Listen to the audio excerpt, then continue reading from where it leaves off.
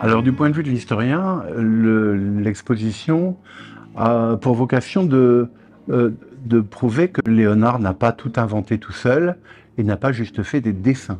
Léonard s'inscrit dans une pensée antique et médiévale, et nous avons réuni les ouvrages qu'il a lus, et nous avons essayé de réfléchir au type de théorie, le microcosme, le macrocosme, la théorie des humeurs, qui était en vigueur à son époque. Concernant l'anatomie, nous avons mis en exergue les travaux anatomiques de Léonard de Vinci au travers de ses dessins, et notamment dans le facsimilé, mais aussi au travers de maquettes.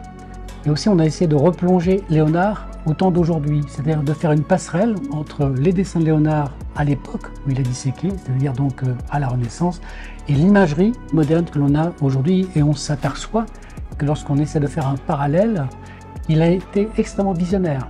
C'était un anatomiste visionnaire. Il a montré un certain nombre de choses qu'aujourd'hui, on peut, par l'imagerie, révéler sur le corps humain. Donc ça, c'est absolument extraordinaire. Et c'est un des objectifs, en tout cas scientifiques, de l'exposition.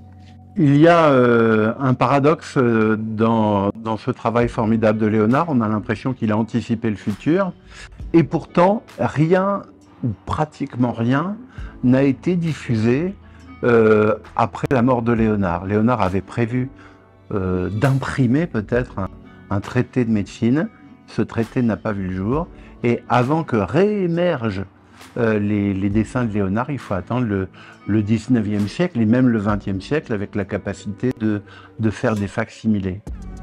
Certains élèves de Léonard, certains admirateurs de Léonard, comme le peintre Albrecht Dürer, comme le médecin Borelli, ont vu certainement des manuscrits de Léonard. Mais de là à faire école, évidemment, il y a un grand pas que nous ne pouvons pas sauter. Pour faire ce travail, Léonard de Vinci aurait dû remettre en ordre ses notes parce qu'il écrivait de droite à gauche.